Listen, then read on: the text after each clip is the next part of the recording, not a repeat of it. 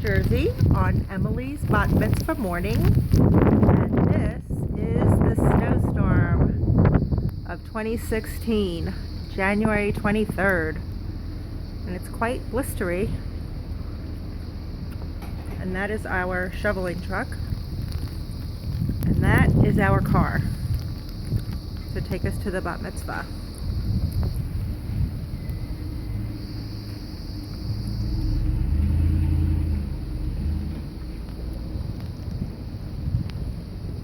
And you can both out like whatever. So this is all of us in the lobby hanging out, waiting to see you. He was a very shy man.